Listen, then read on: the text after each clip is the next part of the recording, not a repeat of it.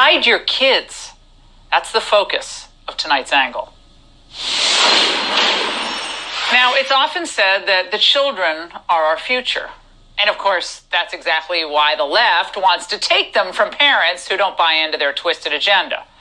Everywhere you look, in myriad ways, forces are working overtime to undermine parental rights and their Judeo-Christian values. From teachers' unions to gender activists to Biden's vaccine pushers, we're seeing a concerted effort, backed by some of the biggest financial interests out there, to indoctrinate our children into a dark mindset of anti-Americanism. Now, this new normal requires the undermining of American history. It involves teaching concepts directly at odds with the ideal of the nuclear family. Now, on the COVID issue, government and so-called public health experts are trying to force your kids to get injected with an experimental COVID vaccine, whether you want them to or not. As the angle revealed last night, the Biden administration is about to take their pressure campaign to your doorstep. We are going to continue to press to get 12 to 18-year-olds vaccinated, to continue to work with communities where there's lower vaccination rates. That's one of the reasons we initiated these strike forces to go into communities and work with them to determine what they need. Strike forces? President Xi must be very proud, that language. Now, but today, HHS Secretary BECERRA took it to an even more sinister level. Biden's vaccine militia will apparently be asking household adults questions about the family's vaccine status, and God knows what else. Perhaps we should point out that the federal government has had to spend trillions of dollars to try to keep Americans alive during this pandemic. So it is absolutely the government's business. It is taxpayers' business if we have to continue to spend money to try to keep people from contracting COVID and helping reopen the economy. Knocking on a door has never been against the law. First, Javier, it's not your department's role to pry into the medical decisions of American citizens. Second, the economy is already reopened and has been for a year in red states. Third, we trust parents, not the bureaucrats who've misled us consistently, to make important family health decisions. Now, Republican officials are already pushing back, and this is great. Missouri's Governor Mike Parson politely told the feds to take their vaccine evangelization elsewhere. And the Arizona AG, in a letter to President Biden, raised the issue of medical privacy, writing, "I will not tolerate such intrusions within Arizona. If Americans are on the fence about taking the COVID-19 vaccine, it would be most inappropriate for bureaucrats to single them out, regardless of motivations or intentions." Now, the White House is claiming that it's not going to keep vaccination data, a database, and that all door knockers are just going to be volunteers, so don't worry about it. But given their raw obsession with vaccinating kids who rarely get ill from COVID, no wonder few trust them. Now, things are so bad in my old home state of Connecticut that parents there are suing to enjoin a new law that requires kindergartners to be vaccinated even if it violates parents' religious beliefs. But when it comes to directly violating parental rights, D.C. takes the cake.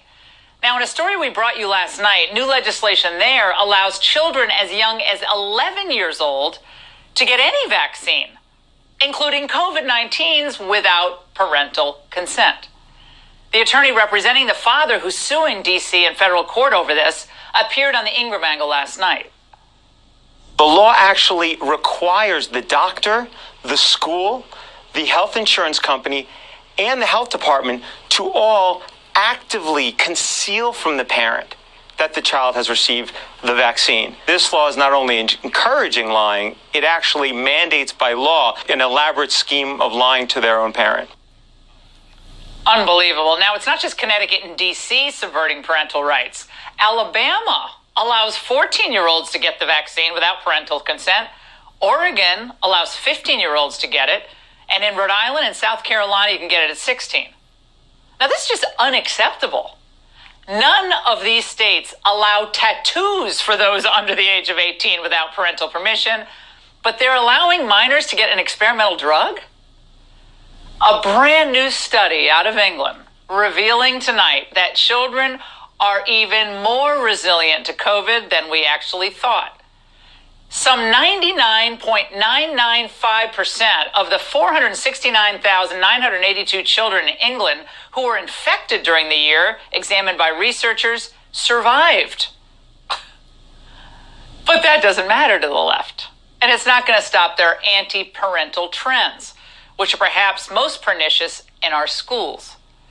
Now, if kids aren't being bombarded by nonstop hectoring on race and white privilege, they're being forced to read sexually explicit books with little to no literary value.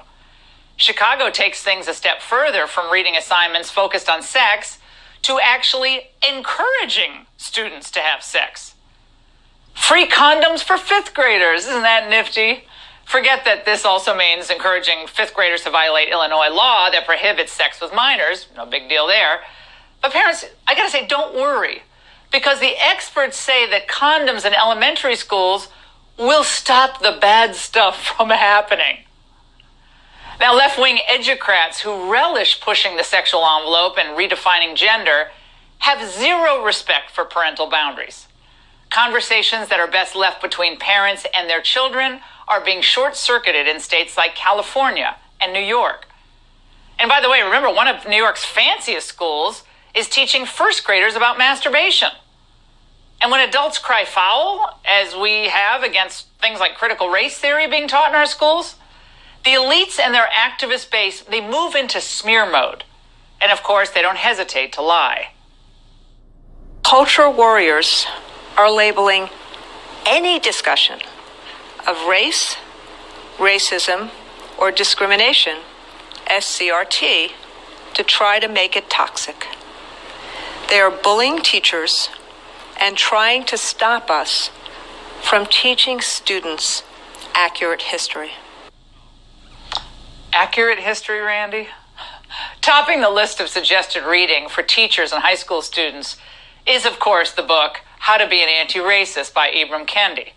It's filled with historical inaccuracies and totalitarian policy ideas. Remember, Ibram writes that capitalism is essentially racist, and racism is essentially capitalist. Oh, how clever. I guess that means everyone who works then is racist. Kids, that means your parents then are part of the problem. And they immediately, those parents of yours need to begin their never-ending re-education in anti-racism. And if you even raise the slightest doubt about white privilege or this concept of systemic racism, Democrat state media, they will defame you. Followers of QAnon, who are now using the battle cry to similarly target school boards, with many who have espoused QAnon's theories now melding their own conspiracies with the lies about critical race theory. That's so weak. Parents of all races and ethnicities who are raising concerns about their kids' education, which, by the way, they pay for. That's like QAnon? Joy. Well, totalitarian societies depend on propagandizing, and their leaders ruthlessly enforce its dissemination. Give me 4 years to teach the children, and the seed I have sown will never be uprooted. That was from Vladimir Lenin. We can't afford to give our would-be cultural totalitarians 4 more weeks with our kids, let alone 4 more years. And that's the angle.